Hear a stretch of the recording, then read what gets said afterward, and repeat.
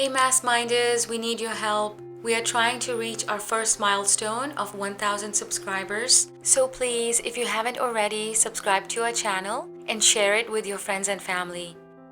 Have you ever met or dealt with someone that left you feeling worse off after interacting with them? Maybe it's a close family member or a manipulative coworker.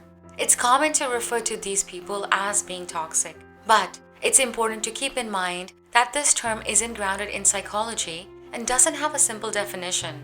Barry Susskind, a therapist in Los Angeles who specializes in relationships, shares some key signs of toxicity: a tendency to create drama or conflict, self-absorption or self-centeredness, manipulation and other emotional abuse, dishonesty and deceit, difficulty offering compassion to others.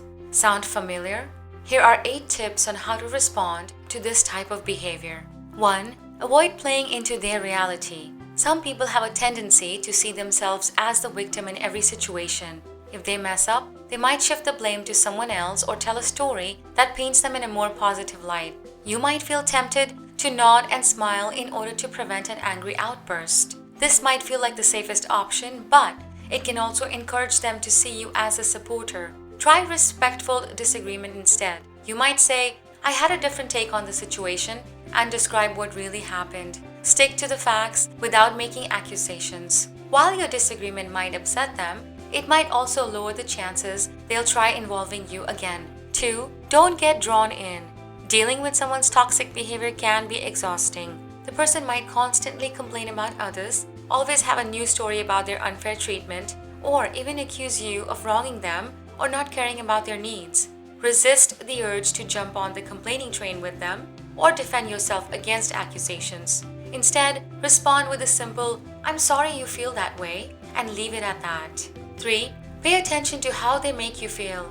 Sometimes simply becoming more aware of how someone's toxic behavior affects you can help you better navigate interactions with them. Most people occasionally say rude or hurtful things they don't mean. No one feels their best all the time, and being in a bad mood can make you lash out. But this isn't necessarily toxic. Ask yourself if put-downs, lies, or other types of emotional and verbal abuse characterize most of your interactions. Personal struggles don't excuse abuse, but you don't have to accept it either. 4. Talk to them about their behavior. Someone who gossips, manipulates others, or creates dramatic situations might not realize how their behavior affects you or anyone else.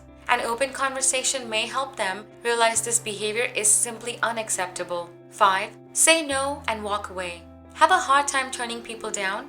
You aren't alone. Sticking to a refusal can also be tough, especially when someone tries to guilt trip you into changing your mind. But if you do decide to say no, don't back down. This may prove challenging, especially when they use a dramatic outburst to try to get their way. But the more you practice saying no to things you aren't comfortable with, the easier it becomes. Removing yourself from the situation can help you avoid being in them.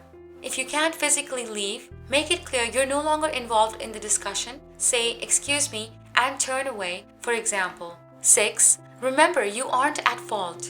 Toxic behavior can make you feel like you did something wrong even when you didn't. They might get personal, try to twist your words, or accuse you of wanting to hurt them. At some point, you might even second-guess yourself and rack your brain for something you might have done.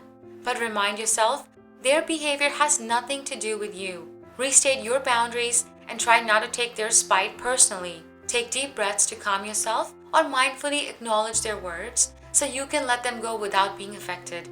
7. Make yourself unavailable. People who act in a toxic way can often sense who they can manipulate, so if and when they realize that their tactics don't work on you, they will move on.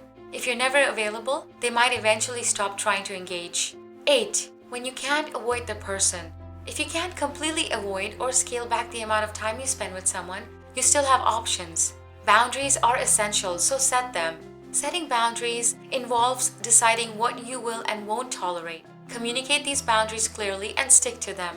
Have an exit strategy. If you're stuck in a toxic conversation and don't see an easy way out, you might worry that leaving seems rude, especially if you're talking to an important person like a supervisor. But it's entirely possible to leave politely. Have a few go-to lines ahead of time that you can pull out as needed.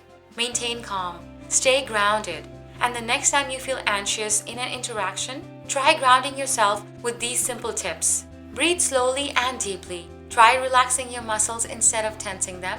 Let the words wash over you and silently repeat a calming mantra. Distract yourself if the situation allows. Doodle, fidget with an object, or close your eyes and visualize your favorite place. The bottom line: sometimes cutting people out of your life may seem like the only way to escape their toxic behavior, but this isn't always feasible. If you have to spend time with someone who exhibits toxic behavior, remind yourself their actions aren't your fault nor your responsibility. It's important they know what you're not willing to tolerate.